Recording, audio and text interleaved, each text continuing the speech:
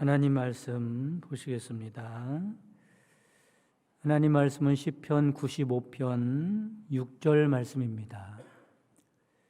시편 95편 6절 말씀, 새해 주시는 하나님 말씀 봉독해 드리겠습니다. 오라 우리가 굽혀 경배하며 우리를 지으신 여호와 앞에 무릎을 꿇자. 아멘. 할렐루야. 이 시간에는 무릎을 꿇자라는 제목으로 말씀을 전해드리도록 하겠습니다.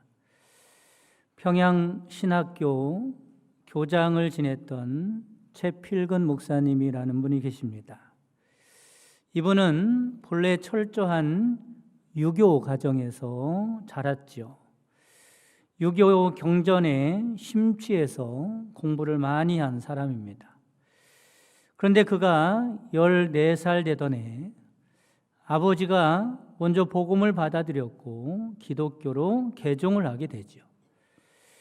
당시 유교에 심취해 있던 소년 최필근은 그의 눈으로 볼 때 아버지가 잘못된 종교에 빠졌다는 생각에 마음이 아팠습니다.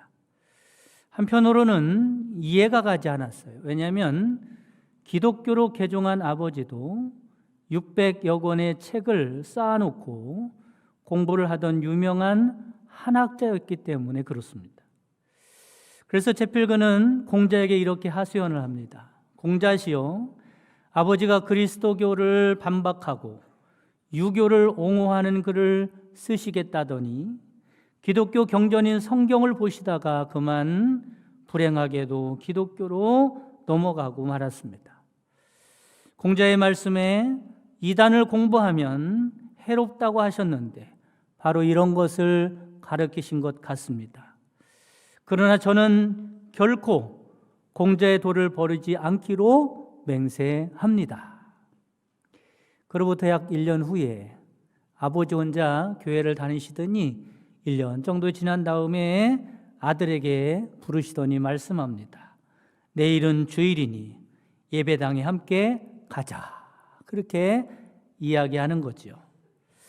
최필근은 올 것이 왔구나라는 생각이 들었고 효를 강조하는 유교의 가르침에 따라서 아버지의 말씀을 어길 수가 없었습니다.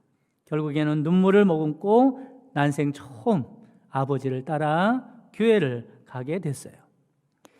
그날 집으로 돌아온 최필근은 공자에게 또다시 호소합니다. 공자시여, 정말로 죄송합니다. 당신의 가르침 중에 아버지가 잘못하면 간하고 간하여도 듣지 않으면 울면서라도 쫓으라고 말씀하셨습니다. 그리고 아버지가 세상을 떠나셔도 그 뜻은 3년까지는 고치지 말고 따르라고 하셨지요. 그러니 저도 어쩔 수 없이 공자님의 가르침대로 아버지를 따라 교회에 갈 수밖에 없었습니다. 그런 아버지가 세상을 떠나시면 아버지의 뜻을 3년 따른 후에 틀림없이 다시 돌아오겠습니다. 그렇게 호소했어요. 그러나 어떻게 되었을까요? 최필근은 끝내 공자한테 돌아오지 못하고 목사가 되고 말았습니다. 훗날 최필근 목사는 공자께라고 하는 글을 썼는데 이런 글입니다. 다시 공자에게로 돌아오겠다던 맹세를 지키지 못해 미안합니다.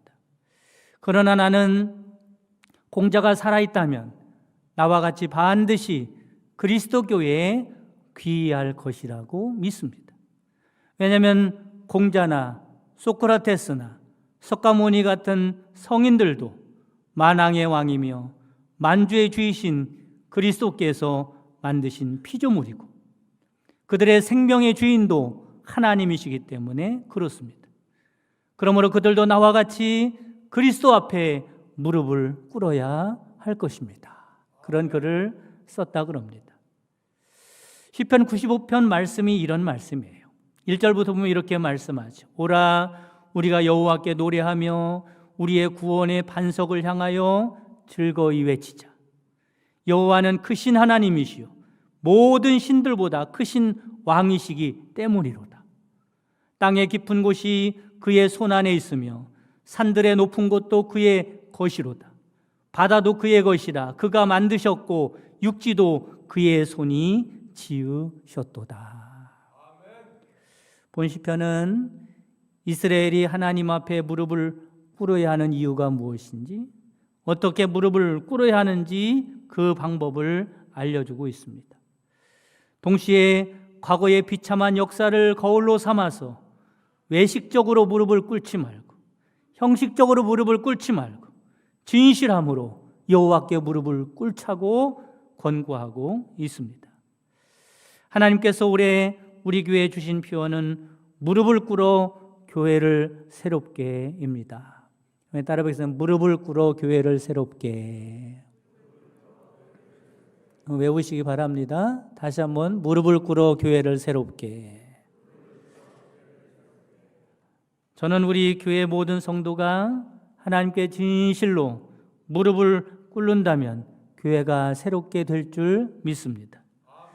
또 우리 교회가 새롭게 되는 방법은 모든 성도가 하나님 앞에 무릎을 꿇는 방법밖에 없다고 생각합니다.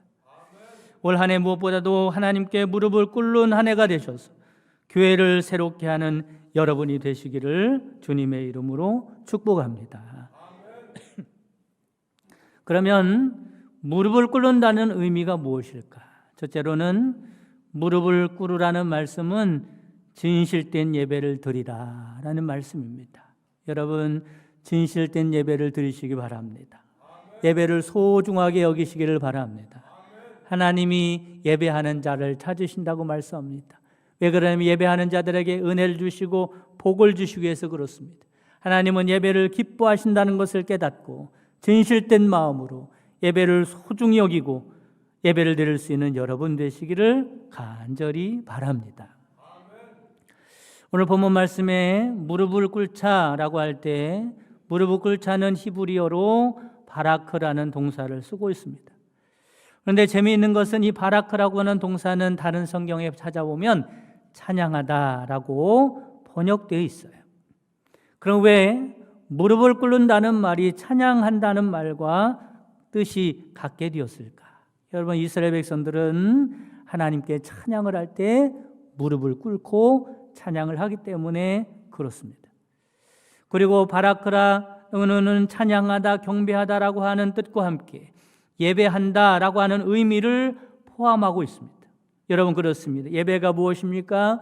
예배는 하나님을 찬양하고 하나님께 영광을 돌리고 하나님을 경배하는 행위가 바로 예배인 줄 믿으시기를 바랍니다.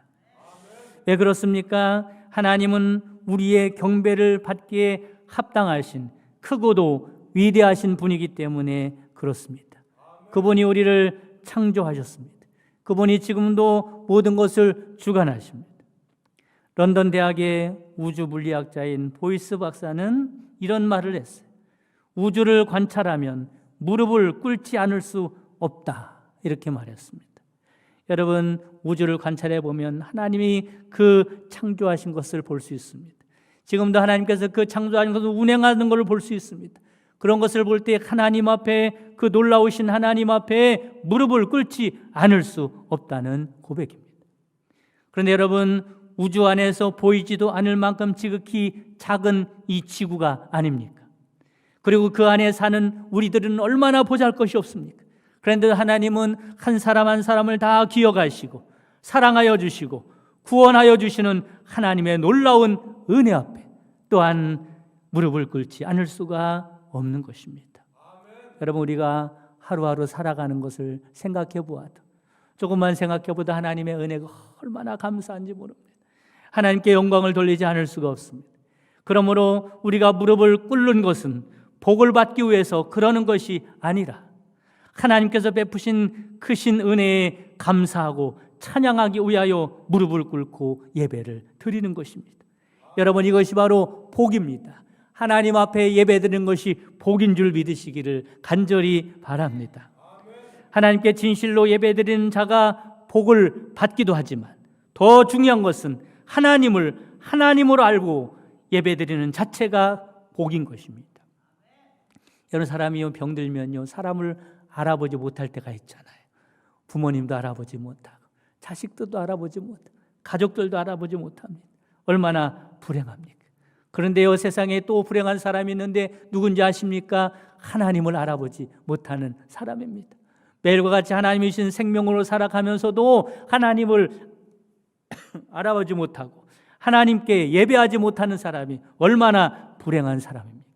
사랑하는 성도 여러분, 우리의 창조주 하나님으로 알아보고 하나님을 향하여 찬양과 경배를 드리는 예배의 성공자가 되시기를 주님의 이름으로 축복합니다. 두 번째, 무릎을 꿇으라는 말씀은 간절히 기도하라는 말씀입니다. 초대교회 야고보 사도는 별명이 있었는데 낙타 무릎이라고 하는 별명을 가지고 있었다 그럽니다. 여러분, 낙타를 보신 일이 있을 겁니다. TV를 통해서 보든지 사진을 통해서 보든지. 여러분, 그 무릎이 어떻게 생겼습니까? 툭 튀어나왔죠. 낙타는 서 있을 때 빼놓고는 늘 무릎을 꿇고 있습니다. 쉴 때도 무릎을 꿇고 있고 잘 때도 무릎을 꿇고 있습니다.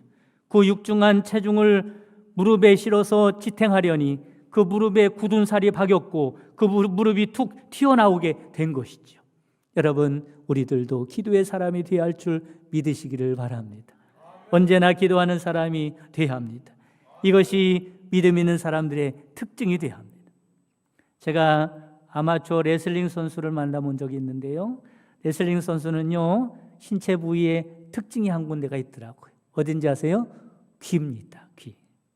여러분, 레슬링 하다 보면 그 귀가 항상 부딪히는 거예요. 그리고 매트를 구르고 또 구르다 보면은 그 귀가 말려 있거나 잘려 있거나 정상적인 귀와는 많이 다르게 되어 있습니다. 그래서 귀만 보면 그 사람이 레슬링 선수인지 아닌지 금방 알 수 있죠. 초대교회 당시가 그랬습니다. 사람들의 무릎을 보면 그 사람이 그리스도인인지 아닌지 알 수 있었다 그럽니다. 그 사람이 경건한 사람인지 아닌지 금방 알 수 있었다 그래요. 여러분, 그렇습니다. 오늘 우리에게도 이 기도의 무릎이 필요함을 믿으시기를 바랍니다. 그런데 오늘 우리의 문제가 무엇입니까? 낙타 무릎을 볼 수 없다는 것이 문제죠. 물론 이 사이는 방석도 있고 여러분이 앉아있는 편안한 의자도 있기 때문에 이 신체적인 낙타 무릎을 찾기는 어렵습니다. 하지만 여러분, 마음의 낙타 무릎이 필요한 줄 믿으시기를 바랍니다. 우리에게는 기도의 무릎이 필요한 줄 믿으시기를 바랍니다. 우리가 하나님 앞에 사는 모습은 기도의 모습이어야 합니다. 기도가 우리를 살리기 때문에 그렇습니다. 기도가 교회를 살리기 때문에 그렇습니다. 기도가 우리의 앞길을 열어주기 때문에 그렇습니다. 기도가 우리의 문제를 해결해 주기 때문에 그렇습니다. 여러분, 우리 교회에 필요한 것은 기도의 무릎입니다. 여러분, 기도 자리에 많이 나오셔서 하나님께 부르짖어 기도하는 여러분 되시기를 바랍니다. 기도 없는 신앙생활은 마치 노가 없는 나룻배와 같습니다. 여러분, 노가 없는 나룻배는 어떻게 되겠습니까? 노가 없으면 아무것도 할 수 없습니다. 전진할 수가 없습니다. 여러분, 기도의 무릎을 꿇으시기를 주님의 이름으로 축복합니다. 한 유명한 목사님의 일화입니다. 한 교인이 어느 날 목사님에게 전화가 걸려왔어요. 목사님, 제가 암에 걸렸답니다. 나을 수 있도록 기도해 주시기 바랍니다. 목사님은 그를 위해서 간절히 기도했습니다. 그런데 얼마 지난 후에 그 환자의 아내로부터 전화가 걸려왔습니다. 여보세요? 목사님이세요? 목사님이 남편의 암을 위해서 기도해 주셨지요? 라고 전화가 걸려왔어요. 목사님이 전화를 받으면서 암이 나았다는 소식을 듣기를 원했습니다. 그러나 그녀는 말했습니다. 남편이 죽었습니다. 순간 목사님은 그녀가 따지려고 전화를 한 줄 알고 긴장을 하기 시작했습니다. 그녀는 계속해서 말을 이어갔습니다. 목사님, 감사합니다. 목사님이 기도해 주시기 전에는 남편은 언제나 분노로 가득 차 있었습니다. 자녀와 손자들의 성장을 보지 못하고 죽을 생각을 하니 억울하다면서 하나님을 원망하고 초조했습니다. 우리는 그의 모습을 볼 때마다 함께 있는 것이 힘이 괴로웠습니다. 그런데 목사님께서 기도해 주신 후에 남편에게 평안이 왔고 기쁨이 생겼습니다. 천국 소망을 가지고 죽음을 편안하게 받아들일 수 있었습니다. 하나님이 남편의 마음을 만져주신 것입니다. 목사님, 이런 남편과 함께 했던 지난 한 달은 우리 가정이 행복했습니다. 우리는 함께 찬양을 했고 웃었고 성경을 읽었고 기도를 했습니다. 목사님이 남편을 위해서 기도해 주신 덕분입니다. 감사드립니다. 어리동절에 있는 목사님에게 그녀는 이렇게 덧붙여 말했습니다. 목사님, 남편의 육신은 치료되지 못했지만 더 중요한 남편의 영혼이 치유가 됐습니다. 사랑하는 성도 여러분, 기도의 무릎을 꿇으시기 바랍니다. 여러분의 심령이 치유될 것입니다. 가정이 회복될 것입니다. 교회가 은혜로 가득하게 될 것입니다. 여러분의 기도로 우리 교회가 새로워지는 은혜가 있기를 주님의 이름으로 축복합니다. 세 번째, 무릎을 꿇으라는 말씀은 순종하고 섬기라는 말씀입니다. 성경에서 무릎을 꿇는다는 또 다른 모습이 바로 순종과 섬김이죠. 빌립보서 2장에 보면 예수님에 대해서 이렇게 말씀하고 있습니다. 자기를 낮추시고 죽기까지 복종하셨으니, 예수님이 자기를 낮추셨다는 거예요. 그래서 하나님께 복종을 했는데 죽기까지 복종했답니다. 그랬더니 어떤 일이 일어났다고 말씀합니까? 하늘에 있는 자들과 땅에 있는 자들과 땅 아래에 있는 자들로 모든 무릎을 예수의 이름에 꿇게 하셨다고 말씀하죠. 여러분, 순종이 이처럼 위대한 것입니다. 하나님께 무릎을 꿇고 순종하면 나머지는 하나님이 책임져 주십니다. 하나님께 순종하면 하나님의 권세가 나의 권세가 되는 것입니다. 저는 옛날에 암행어사 제도에 대해서 들어보신 적이 있을 겁니다. 조선시대에 비밀수사단, 이 정도로 이해하면 될 것 같아요. 비밀수사단. 탐관 오리들에게 암행어사가 출두하면 그 지위의 고하를 막론하고 암행어사 앞에서 엎드려 벌벌 떨었습니다. 왜 그렇습니까? 암행어사는 임금이 친히 임명한 사람입니다. 임금의 뜻을 받들어 일하는 사람입니다. 임금의 대리인이죠. 그래서 그 앞에 벌벌 떨 수밖에 없었던 겁니다. 마찬가지로 우리가 하나님께 무릎을 꿇으면 세상의 모든 것이 우리 앞에 무릎을 꿇게 된다는 사실을 기억하시기를 바랍니다. 그러면 여러분, 우리가 누구 앞에 무릎을 꿇으며 살아가야 할지 잘 분별하시기 바랍니다. 누구에게 순종하며 살아가야 할지 잘 아시기 바랍니다. 혹시 세상 것, 그것이 사람일 수도 있고 어떤 일이 될 수도 있고 여러분에게 속을 썩이거나 여러분에게 반항을 하거나 여러분에게 공격하거나 고통을 주는 세력이 있습니까? 이럴 때는 그것들을 어떻게 해보려고 하기보다 하나님 앞에 겸손히 순종의 무릎을 꿇으시기를 바랍니다. 그러면 모든 것이 여러분 앞에서 무릎을 꿇게 될 것입니다. 그리고 하나님께 무릎을 꿇으라는 말은 하나님을 잘 섬기라는 말입니다. 누가복음 10장 38절에서 40절 말씀에 보면 마리아와 마르다가 주님을 대하는 다른 태도가 소개되고 있습니다. 우선 마리아는 주님의 발밑에 앉아서 주님의 말씀을 듣는데 몰두했습니다. 그리고 마르다는 주님을 대접하기 위하여 부엌에서 땀을 흘리면서 일을 했습니다. 우리가 주목해야 할 것은 주님께서 둘 다 좋은 일이라고 칭찬을 하셨다는 사실입니다.